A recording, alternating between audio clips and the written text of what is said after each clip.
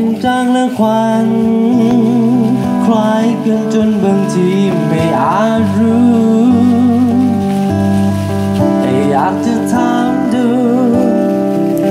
ว่าเธอเป็นดังหมอกหรือควันหมอกจะงดงามและทำให้เยือกเย็นแสนจะเย็นสบายเมื่อยามเช้าถ้าเป็นควันไฟ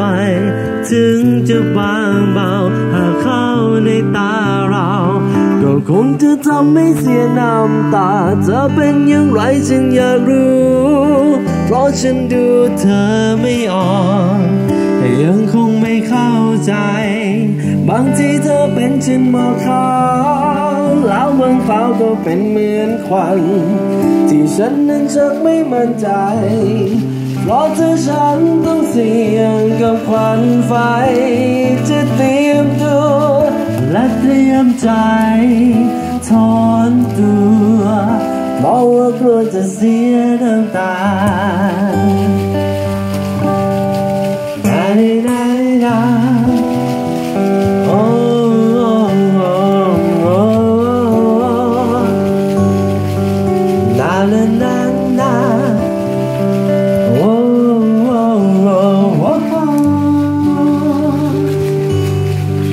หมอกจะงดงามและทำให้เยือกเย็นแสนจะเย็นสบายเมื่อยามเช้าถ้าเป็นควันไฟถึงจะบางเบาหากเข้าในตาเราก็คงจะทำให้เสียน้ำตาเธอเป็นอย่างไรฉันอยากรู้เพราะฉันดูเธอไม่ออกแต่ยังคงไม่เข้าใจบางทีเธอเป็นเช่นหมอกขาวแล้วบางคราวก็เป็นเหมือนควันที่ฉันนั้นชักไม่มั่นใจเพราะเธอฉันต้องเสี่ยงกับควันไฟ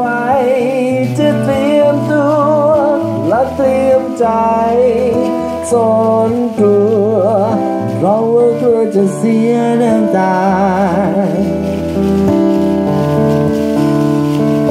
ถอนตัวเพราะว่ากลัวจะเสียน้